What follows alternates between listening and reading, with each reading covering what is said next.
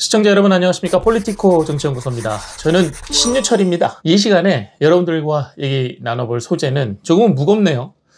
교권에 대한 얘기입니다. 그 교사가 극단적인 선택을 하게 된 거 여러 가지로 학교에서나 숨기려고 했지만 결국엔 학교폭력과 연관돼 있었고 그게 신고로까지도 못 가게 학부모가 막았던 거네요. 심지어는 그 학부모의 압박에 못 이겨서 결국 극단적 선택을 했다.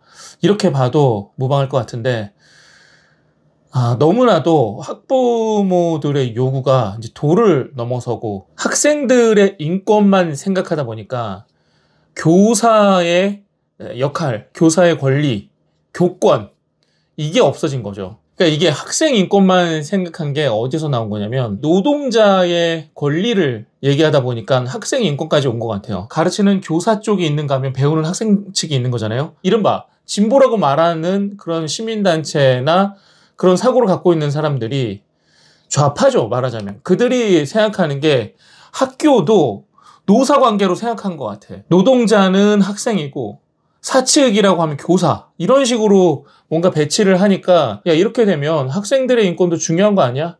이런 식으로 사고가 전개됐을 가능성이 아주 높다. 지금 노사관계, 그러니까 노조나 이런 데 너무 권한이 많이 가다 보니까 이 경제 활동하는 데 있어서 문제가 생기잖아요.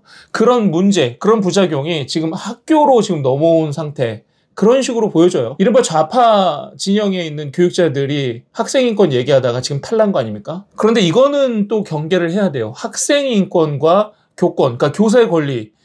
그게 교사의 권리가 체벌로 단정지어서는 안 됩니다. 학생을 체벌할 수 있는 권리, 이런 식으로 주어지면 안 돼요. 사람들이 그 잘못 이해해서 교사의 단순한 체벌 권리를 줘야 된다가 아니라 학생이 학생을 보호할 수 있는 인권이 있다면 교사는 교사를 보호할 수 있는 인권을 만들어줘야 된다는 겁니다. 단순히 교사는 사측이니까 그냥 배려해줘 이런 게 아니라 교사들도 교사들이 가져야 할 보호, 이 권리가 있어야 된다는 거죠. 지금까지는 그런 게 자꾸 없다 보니까 학생들 입장에서의 주장만 관철된 거야. 그러니까 학부모들의 입김이 그렇게 세지고 요구도 무리하게 선을 넘고 이렇게 되는 거죠.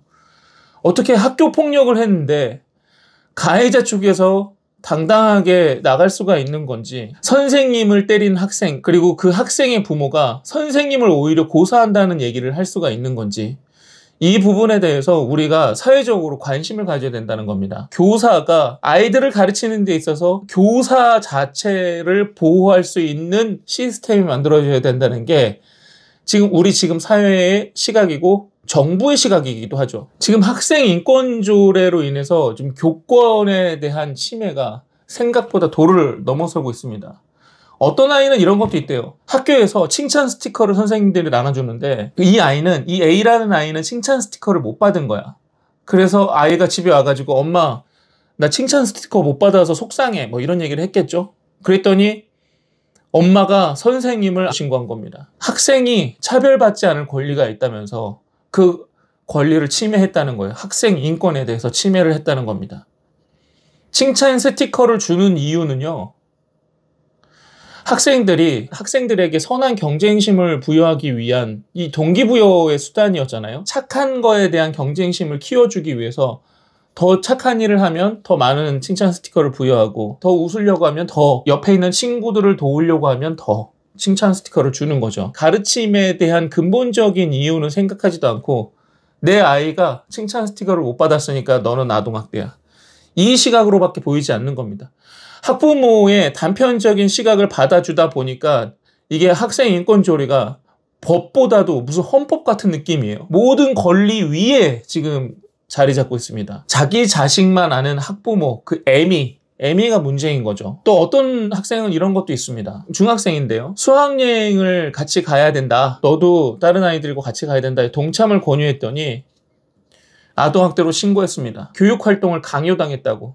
이 학생에게는 휴식 권한이 있는데 교육활동을 강요당했으니 이건 아동학대다. 이런 것도 있습니다. 이 갈수록 가관인데 중학생이 수업 중에 교사 옆에서 들어 누워가지고 휴대폰을 만지작거렸어요. 그런데 이거는 사생활의 자유라고 존중받습니다. 학생들이. 지금 학교에서 이런 일들이 벌어지고 있습니다. 저도 한 아이의 아빠지만 이렇게까지 학생 인권에 대해서 강조하진 않거든요. 일제 뭐 잔재다 싶어가지고 그런 것들을 조금이라도 없애고 학생들이 자기네들의 주장을 말할 수 있는 그 권리를 주자, 부여하자. 학생들도 사람이다. 뭐 이렇게 해서 처음에 만들어지기 시작한 건데 악용되고 있는 겁니다. 처음에 나왔을 때는 단순히 우리가 부당하게 취급을 받지 않기 위해서 우리도 목소리를 낼 수 있다. 이런 것들을 강조하기 위해서 만들어졌던 것들이 악용되고 있는 거죠. 이제 그 권리로 자기네가 부당하게 대우하고 싶은 사람들을 그 인권 조례를 통해서 괴롭히는 겁니다. 이 사람이라는 게 생각보다 아주 많이 영악하네요. 학생들이 벌써부터 이렇게 누군가를 괴롭히는 거에 대해서 머리를 쓰고 자기네가 최소한으로 부당한 대우를 받지 않게 하기 위함을 이런 식으로 남을 괴롭히는 데 쓴다는 것은 안타깝습니다. 그래서 지금 얘기하는 게 선생님들이 보호받을 수 있는 권리, 교권 침해를 없앨 수 있는 시스템, 교권이 침해당했을 때 그것을 학생부에 기록할 수 있게 만들어주는 것. 어쨌든 체벌이 빠진 훈육이라도 교사가 학생들에게 할 수 있는 것.